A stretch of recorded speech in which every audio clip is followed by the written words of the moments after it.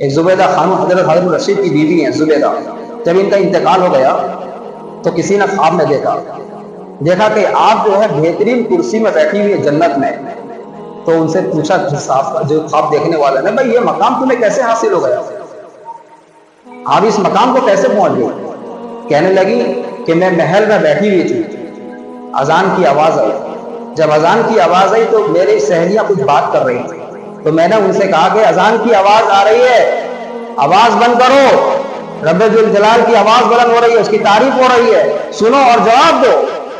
تو اللہ کو یہ عمل اتنا پسند آیا کہ مجھے اس مقام تک پہنچا دیا. اور آپ زبیدہ کے بارے میں جانتے ہیں، ان کے محل میں ہر وقت قرآن کی تلاوت ہوتی تھی. زبیدہ نے ایک نہر کھدوایا تھا، یہاں تک کہ 1200 سال تک حاجیوں کو اس کو پانی پلانے کے لیے نہر کھدا. آج بھی وہ نہر موجود ہے زبیدہ کے نام سے. اتنی نیک عورت تھی، لیکن صرف اذان، ایک بار انہوں نے اپنی سہیلی کو اس بات کے لیے روکا کہ اذان ہو رہی ہے، خاموش ہو جاؤ، اذان کو جو ہے اس کا جواب دو. یہ عمل کو اللہ اتنا پسند فرمایا کہ اس مقام تک پہنچا دیا. اس لیے اذان کے وقت انسان کو اذان کا جواب دینا چاہیے، باتیں نہیں کرنی چاہیے.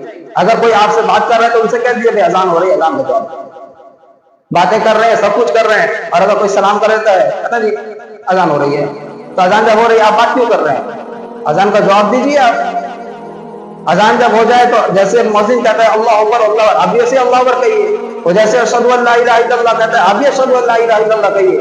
جیسے جیسے اذان کے الفاظ مؤذن دہراتا ہے، آپ بھی ویسے اذان کے الفاظ کو دہرائیے. یہ فضیلت آپ کو حاصل ہو جائے گی، یہ چیزیں آپ کو حاصل ہو جائیں گی.